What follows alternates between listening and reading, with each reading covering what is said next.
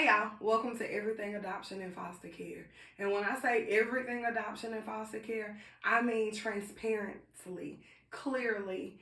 If you think it, if God brings it to my mind, we are going to tackle it. Why? Because I believe the silence or the lack of conversation around adoption and foster care is the root to a lot of adult trauma because it's not dealt with as a child. And you're going to see why, because this season, the first season of the podcast, is affectionately titled He Say, She Say. You'll find out that in the custody, while children are in custody, there are a lot of voices. There's staff voices at their placement, their parents' voices, their siblings' voices, the kids around them, social workers, guardian ad litems, judges, counselors, psychologists, and they're all pouring in and ministering identities to them or lack thereof. And then they end up as an adult with holes and voids and just trying to figure things out. And that's not what I want. I had to deal with it. I dealt with that and I know where that can lead you. So I'm going to share my hindsight. I'm going to allow God to use whatever part of my past He wants to use. Um, Anyway, first season is titled He Say, She Say. Trying to understand what he say, she say. You ever heard something and got mad about it, but you know they was right? Like you were like, man, I don't like it, but they right. So that's what this article is about. The criminal law practitioner. Okay, it's a website. It's accredited. If you had to write an APA, MLA paper, you can cite them as a credible source. And they wrote this article originally in February of 2023. I read it shortly after it was published, and now God has led me to cycle back around to it, and it's crazy. Now, the mature part of me wants to be like, hey, read the article, I'm gonna tag it, and I'm gonna spend this whole podcast talking about something that you haven't read. So I'm not gonna do that on this episode. And I read quick. I'm gonna try to follow with me if you can. It's the criminal law practitioner. The link is on the side. It's in the comments. But it's called the Foster Care to Prison Pipeline: A Road to Incarceration. It was originally written February 24th, 2023.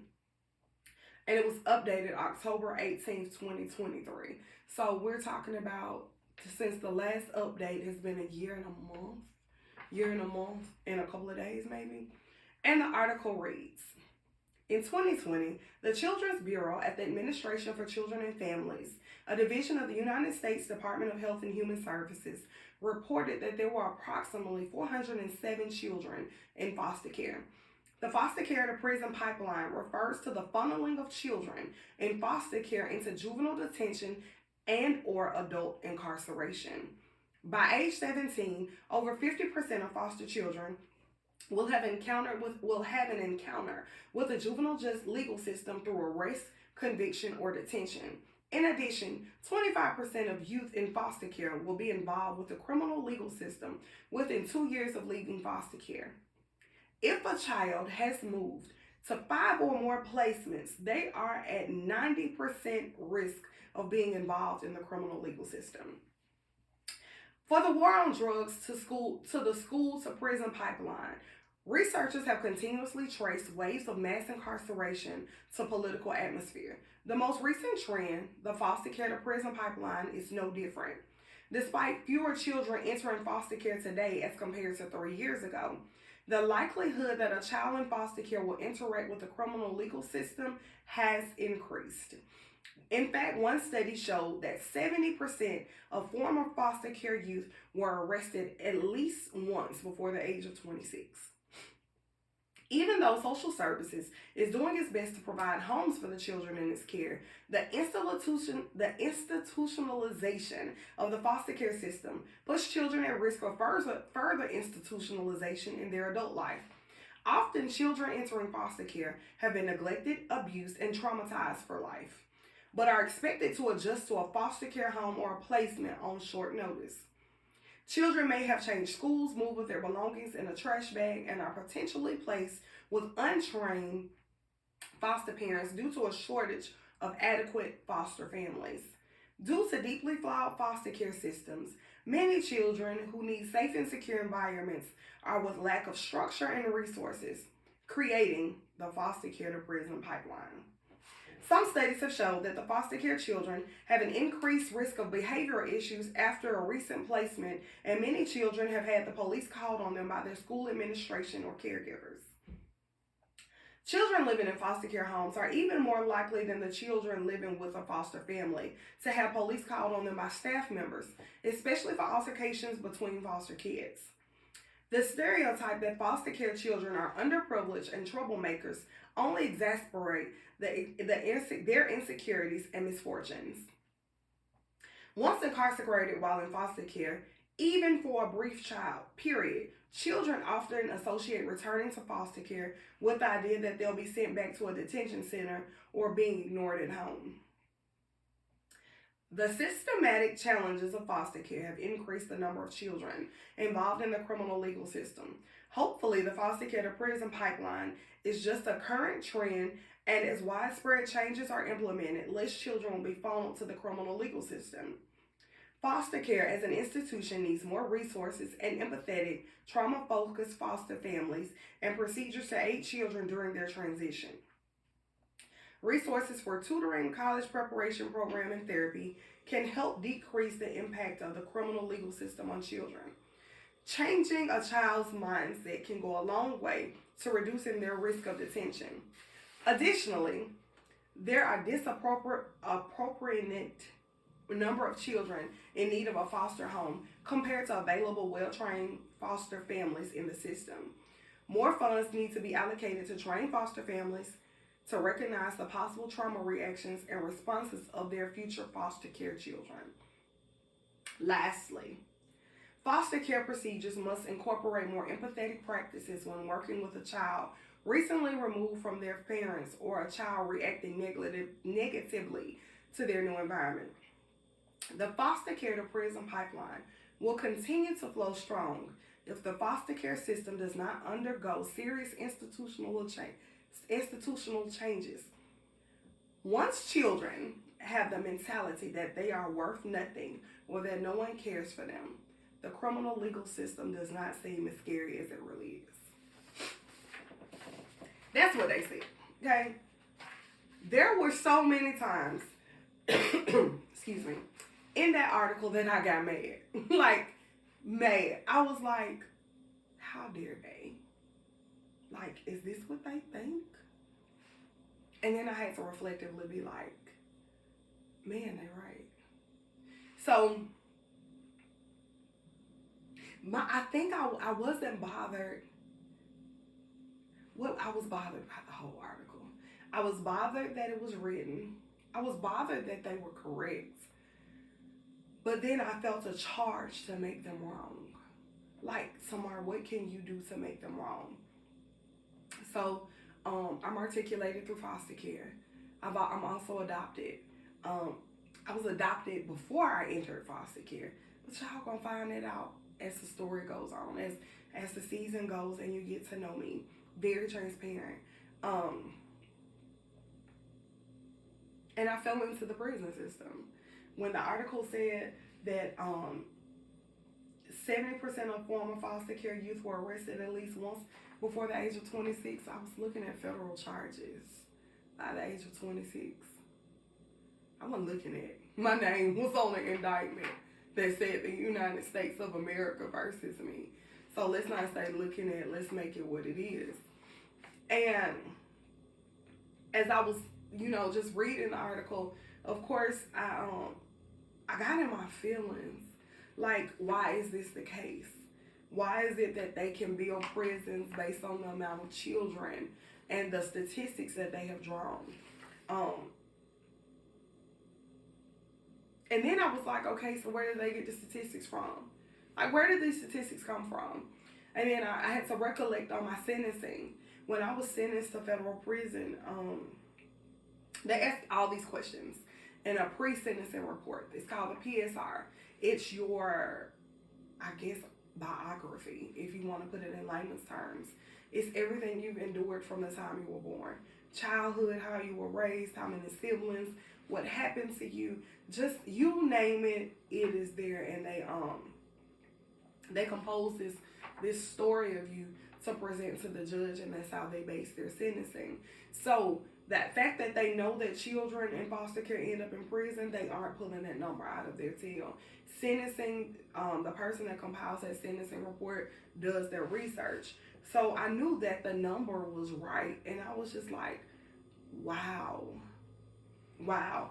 I think the solutions that they gave made it more palatable. Can we say palatable? More palatable for me. Like, okay, we need to assist them in renewing their minds. Teach them what's possible for them. Like when it comes to college, and maybe it's not college. Maybe it's a trade. Maybe it's the Army. Maybe it's the Navy. Like, what is it that they need? Because the odds of a child in foster care moving to 5 placements is pretty much a norm. If I sit and name the placements that I was in, Gateway, Salvation Army, Bessemer Girls Group Home, Kings Ranch, 3 Springs, back to Gateway, foster homes, like I probably easily went to 10 placements. Easily went to 10 placements. So I'm like, everything you all are saying has some validity to it. And that is scary. That's scary. They've said this and they're right. So how do we change it? That's like the pressing statement. Like, how do we change it? They said to do resources on therapy. And I've been through therapy several times. I have therapists now. I love the fact of therapy and inner healing. I believe there is a necessity supporting identity, because your identity, you are like a constant transplant in DHR custody. You're constantly you're moving yourself and thinking like, hey, the last people didn't like me, so let me go here, or I've been moved here, or my social worker has changed. I'm blessed. I had the same social worker the 99% of my stay in DHR custody. I think my social worker changed towards the end of my custody in DHR custody, and that was awesome because I had the same social worker for years and years and years. Saying that to say, like, that's not everybody's story. They call for a social worker one day and then their case has been transferred. The turnover is great. And honestly, I used to say this. I used to say, hey, I felt like a burden and a piece of paper and I moved like trash in a trash bag. And that's what I said. Like, that was my verbal mantra. And I repeated it so much that I believed it. I took trash bag trauma even into my former marriage. Like, again, you'll get to know me. I'll tell you that it's going to definitely come out in the wash. But this episode isn't about him or that. But just understanding, like, hey, this is what they say. They seem to be credible. We can't disqualify them. So how do we change it? How do we because this is just the prison article. There are articles that talk about children, females that try to create families and try to create a family that they didn't believe they experienced or that they had a lack of. Hey, I did that too. I procreated with people that should have never gotten my phone number. But hey, neither here nor there. That was a broken version of me. The goal is to heal children before they age out of the system, before their anger that's manifested from rejection that they didn't cause has gotten them into a prison identification number, a prison pipeline. They call it a pipeline. Like it's a flow. It bothers me, y'all. It bothers me real bad. So, pass the war on drugs, because drugs is a coping skill. Like, it fires certain receptors to make you feel a certain way because you haven't dealt with the trauma of Why it's Thanksgiving and everybody went on a visit with me. Why I got to look forward to Christmas being the same way in a couple of weeks. Why everybody keeps talking about a God that I can't see show up for me. Why does God change depending on my placement? Because depending on who sponsors and funds the placements, God and what he looks like changes. There's the Catholic Society, and then that's liturgy and Hail Marys. There's Baptist children's homes. I know here in Alabama, there's an Alabama Baptist children's home funded by Baptists. So there's a certain belief or religious practice associated with that. Episcopalians, a lot of churches, we get behind and we do the right thing. We do the right thing. My goal, I guess, in life, God calls us all things to work together. My goal in life would be to shed light, to shed some clarity on the mindset and healing the mind, and the fact that trash bags really just seal the identity and seal the value of what it is you're carrying around. It's not that bad. Learning how to speak up for yourself. Learning how to get a voice. While my ground and my focus, I guess, is on children, it's also on the people that take care of the children. Understanding the weight of what you carry, like you've been trusted with a transplant. It's not yours by birth, but you're trusted to raise it. You're trusted to expose it to whatever it is your home, your family, your dynamic brings. This huge post picture on my wall is the center is my foster mom. Like, she deposited some things that as long as she was living, I don't think she got to see manifest fully. Like, but hey, it is manifesting. She poured seeds that the world will know. The world will know because, and she was my foster mom. She was actually the foster mother at a placement who turned into my foster mom when she left the placement that she worked. So, to God be the glory.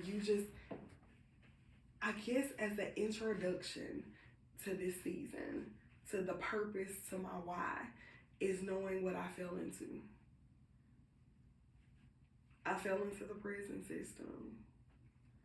I fell into, teenage mother, multiple baby daddies, like multiple kids, trying to create a narrative, a broken narrative. Broken because I was broken and I attracted broken. And no matter how great of a job I got or how great I could make it look, inside I was very broken.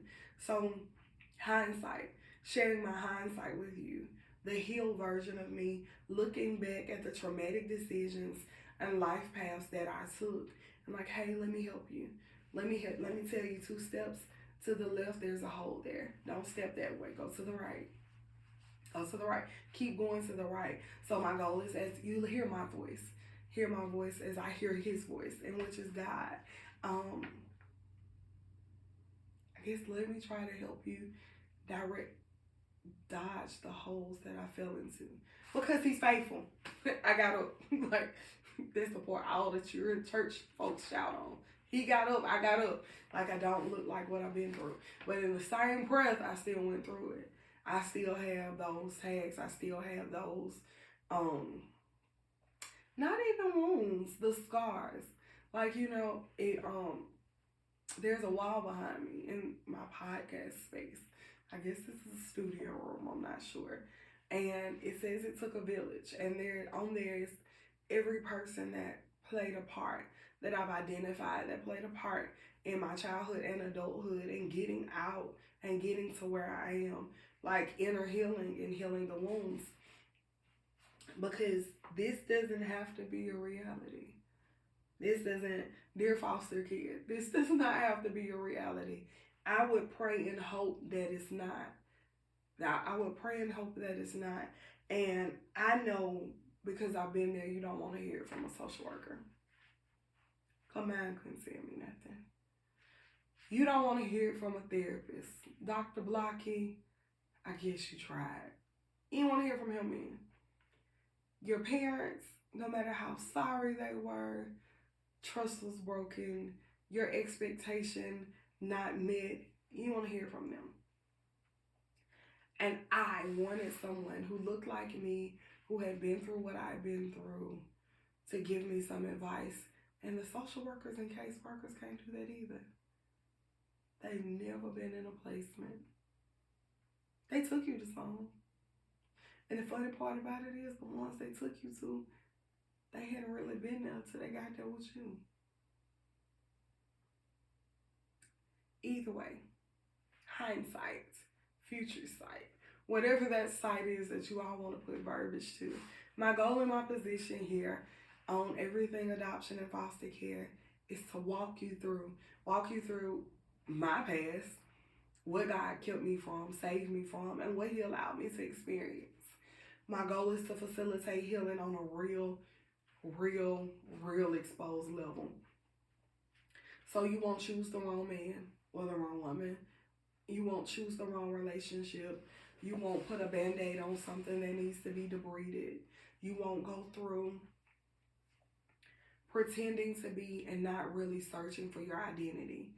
And be okay with saying, hey, it's not okay. Speaking up for yourself. Because I think all of that played a part in the fact that my present ID up there.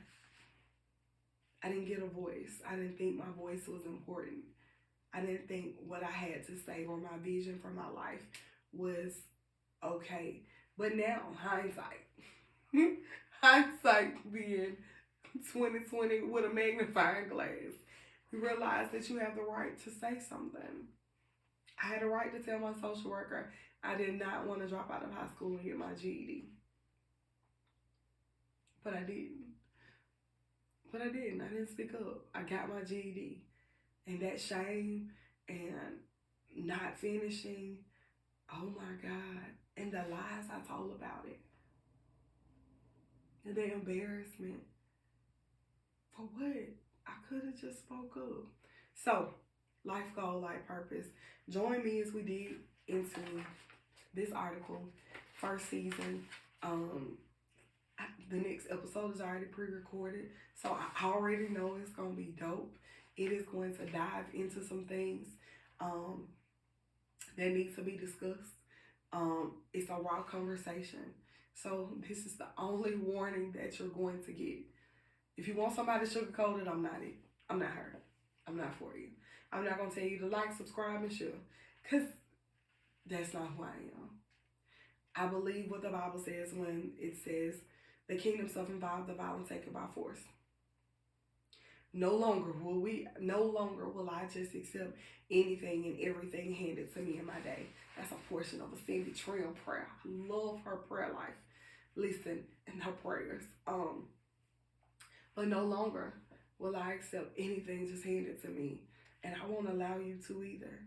So, welcome. Season 1 of Everything Adoption and Foster Care.